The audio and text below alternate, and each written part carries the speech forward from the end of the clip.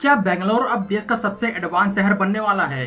क्योंकि कर्नाटक की सरकार बेंगलोर के पास एक ऐसे स्मार्ट सिटी को डेवलप करने वाली है जो अब तक इंडिया में बनने वाले किसी भी स्मार्ट सिटी प्रोजेक्ट या फिर कहूँ इंडस्ट्रियल टाउन से एडवांस होगा। मैं ऐसा इसलिए बोल रहा हूँ क्योंकि इस नए शहर में उस बेसिक पिलर को बिल्ड किया जाएगा जिसकी एक बड़ी भूमिका रही है सिलिकॉन वैली की क्रिएशन में, और मेरे ख्याल से ये पिलर इंडिया के ऑलमोस्ट सभी स्मार्ट सिटी प्रोजेक्ट में मिसिंग है आज के टाइम, सिवाय अमरावती के। लेकिन क्वीन नाम की इस स्मार्ट सिटी प्रोजेक्ट में इस पिलर को मजबूत किया जाएगा। तो इस नए शहर में ऐसा खास क्या है और इस शहर की लोकेशन क्या होने वाली है, सब कुछ मैं आपको इस वीडियो में बताने वाला हूँ। रिसेंटली देश के कॉमर्स मिनिस्टर पीयूष गोयल जी ने एक आइडिया का प्रपोजल रखा। ये आइडिया था एक ऐसी सिटी को बिल्ड करने का जो सिर्फ और सिर्फ स्टार्टअप के लिए डेडिकेटेड हो। ये नया टाउन 500 एकड़ में बिल्ड होगा। नाउ आइडिया तो बहुत अच्छा है, लेकिन इसको एग्जीक्यूट कैसे करेंगे और जो नई नई स्टार्टअप्स ओपन हो रही हैं, वो क्यों इस शहर में आना चाहेंगी, इसके बारे में कॉमर्स मिनिस्टर ने कुछ नहीं बताया। इस टॉपिक के ऊपर मैंने एक डिटेल वीडियो बनाई है जहाँ पर मैंने एक्सप्लेन किया है कि सिलिकॉन वैली का निर्माण कैसे हुआ था, वो चाहे यूएसए की सिलिकॉन वैली हो या फिर इंडिया की सिलिकॉन वैली। मैंने उस बेसिक फंडामेंटल की बात की जिससे सिलिकॉन वैली का क्रिएशन हुआ था, और मुझे ये जान के बहुत ही ज्यादा खुशी हुई कि कर्नाटक में बेंगलोर के पास जिस सिटी को बिल्ड किया जाएगा उसमें इस बेसिक फंडामेंटल को सबसे ज्यादा प्रायोरिटी दी गई है। एक्चुअली देखा जाए तो ये नया शहर जिसको क्वीन सिटी बोला जा रहा है, ये उसी कोर फंडामेंटल पे बेस्ड होगा जिसने मेन रोल निभाया था बेंगलोर को सिलिकॉन वैली के रूप में स्टार्टअप कैपिटल के रूप में स्टैब्लिश करने में। अब मैं आपको मैप में उस लोकेशन के बारे में बताने जा रहा हूँ जहाँ पे यह नया शहर डेवलप किया जाएगा। यह है बेंगलोर शहर, जो इस टाइम देश का टेक्नोलॉजिकल और स्टार्टअप हब के रूप में जाना जाता है। यह है बेंगलोर का Kempegowda international airport. Bangalore city centre से लगभग 50 किलोमीटर की दूरी पे यहाँ डोबासपेट और डोडा बल्लापुरा के बीच में 8,500 एकड़ के एरिया में इस नए शहर को डेवलप किया जाएगा, जिसका नाम है Karnataka well being innovation network, short में क्वीन सिटी। इस शहर में 7 डिस्ट्रिक्ट का निर्माण होगा, लेकिन सबसे ज्यादा 4 डिस्ट्रिक्ट पे फोकस होने वाला है। पहला होगा नॉलेज डिस्ट्रिक्ट। यहाँ पे प्रीमियम एजुकेशन हब को डेवलप किया जाएगा। कहा जा रहा है कि दुनिया के टॉप 500 फॉरेन इंस्टीट्यूशन को इनवाइट किया जाएगा यहाँ पे अपने कैंपस को ऑपरेट करने के लिए। मैंने अपने पिछले वीडियो में भी यही बोला है कि एजुकेशन एक मेन पिलर है डेवलपमेंट के लिए। जब तक इस पे फोकस नहीं किया जाएगा तब तक हम प्रोग्रेस नहीं कर पाएंगे, और मुझे खुशी है कि इस चीज को इस नए शहर में एक स्पेशल जगह दी जाएगी। और जो मैंने स्टार्टिंग में बेसिक फंडामेंटल की बात की थी वो यही है। इसके बाद हेल्थ डिस्ट्रिक्ट की बात कर लेते हैं, जिसमें एक लाइफ साइंस पार्क को डेवलप किया जाएगा जो इस शहर को एशिया का लीडिंग मेडिकल हब के रूप में इस्टेब्लिश करने में हेल्प करेगा, क्योंकि यहाँ देश के साथ साथ विदेशों से भी बड़े बड़े हॉस्पिटल्स को इनवाइट किया जाएगा। थर्ड है इनोवेशन डिस्ट्रिक्ट।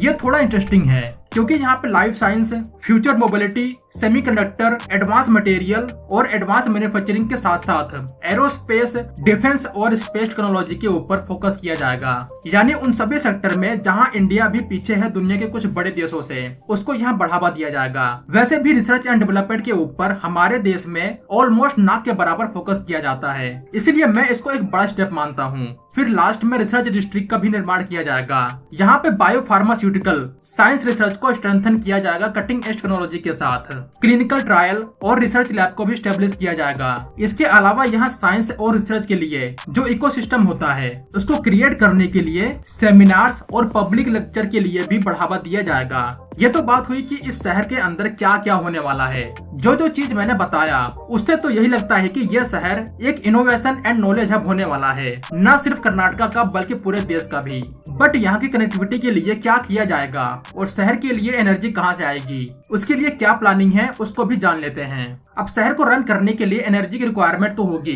तो इसके लिए लगभग 465 एकड़ के एरिया में एक सोलर फार्म का निर्माण किया जाएगा जो 0.69 मिलियन मेगावाट आवर की एनर्जी जनरेट करेगा, जो पूरे शहर की नीड को फुलफिल करने के लिए काफी होगा। और सबसे बड़ी बात, बेंगलोर में ड्रिंकिंग वाटर क्राइसिस के बारे में बहुत बार न्यूज आ चुकी है, तो वाटर सप्लाई के लिए स्पेशल तरीके से ध्यान रखा जाएगा। इस शहर को कुछ इस तरह से डिजाइन किया गया है कि ये अपने नीड का 50% water advance rain water harvesting system से ही पूरा कर लेगा। साथ में 20% एक्स्ट्रा सप्लाई बोरवेल से की जाएगी। कनेक्टिविटी के लिए जैसा कि मैंने आपको मैप में दिखाया। ये शहर केम्पेगौड़ा एयरपोर्ट से 45 मिनट की दूरी पे है, तो यहाँ से इसकी कनेक्टिविटी कंजेशन फ्री होने वाली है। और इस शहर से सिर्फ 5 किलोमीटर की दूरी पे होगा बेंगलोर पुणे ग्रीनफील्ड एक्सप्रेसवे। ये प्रोजेक्ट भारतमाला के अंडर बनाया जा रहा है। अभी फिलहाल इसके ऊपर डीपीआर का काम चालू है, तो यहाँ सभी चीजों को ध्यान में रखकर प्लानिंग की गई है। और सिटी के अंदर एक central rapid transit monorail system को भी बिल्ड किया जाएगा। इसमें लगभग 800 मीटर पे एक स्टॉप होगा। इसके साथ साथ हाई स्पीड रोड नेटवर्क का भी निर्माण किया जाएगा। मुझे पूरा यकीन है कि आने वाले दिनों में एयरपोर्ट से और बेंगलोर सिटी सेंटर से क्वीन सिटी के बीच एक्सप्रेसवे का निर्माण तो जरूर किया जाएगा, और शायद मेट्रो ट्रेन को भी एक्सटेंड किया जाएगा यहाँ तक। अगर मैं इस शहर के स्टेटस की बात करूँ तो इसके ऊपर ऑलरेडी काम चालू हो चुका है। मेरा मानना है यह शहर एक वरदान की तरह साबित होगा बेंगलोर के लिए। ऑलरेडी बेंगलोर में लगातार कंजेशन की समस्या बढ़ती जा रही है। आपको जान के शायद हैरानी होगी कि बेंगलोर हर साल 19,725 करोड़ रुपए लॉस करता है ट्रैफिक डिले की वजह से।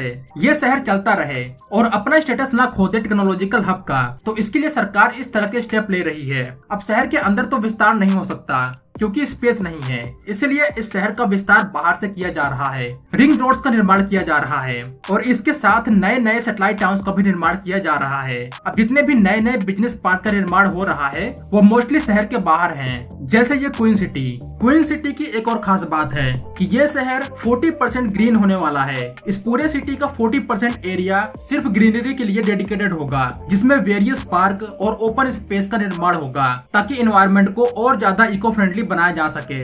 इसके साथ 10 लेक का निर्माण होगा जो वेरियस कैनाल सिस्टम से कनेक्टेड होंगे, जो सिटी के चारों तरफ बिल्ड किए जाने वाले हैं। Industrial park, science park, research park, innovation park और एजुकेशन पार्क के साथ साथ 40% ओपन एंड ग्रीनरी स्पेस होने के बावजूद इस शहर में 1 लाख रेजिडेंशियल आसानी से रह सकते हैं। अब सवाल आता है कि क्या यह शहर सक्सेस हो पाएगा या नहीं। वेल, मेरा मानना है इस शहर के सक्सेस होने के चांसेस सबसे ज्यादा हाई हैं, क्योंकि इस शहर को सिर्फ रहने के लिए या फिर इंडस्ट्रियल पर्पस के लिए बिल्ड नहीं किया जा रहा है, बल्कि ये एक बहुत ही बड़ा एजुकेशनल और इनोवेशन सेंटर पॉइंट होने वाला है। और जहाँ एजुकेशन की फैसिलिटी होगी वहाँ पे टैलेंटेड यूथ नई अपॉर्चुनिटी की तलाश में जरूर आएंगे, और जहाँ पे एजुकेटेड लोग ज्यादा होंगे, प्रोफेशनल डिग्री होल्डर ज्यादा होंगे, वहीं पे नए नए स्टार्टअप्स आएंगे और रिसर्च एंड टेक कंपनियां भी इन्वेस्ट करना चाहेंगी। ये सब हम पहले से ही सिलिकॉन वैली के केस में देख चुके हैं, जिसके बारे में मैंने पिछले वीडियो में बात की है। मेरे ख्याल से क्वीन स्मार्ट सिटी प्रोजेक्ट एक गेम चेंजर प्रोजेक्ट साबित होगा पूरे कर्नाटका के लिए।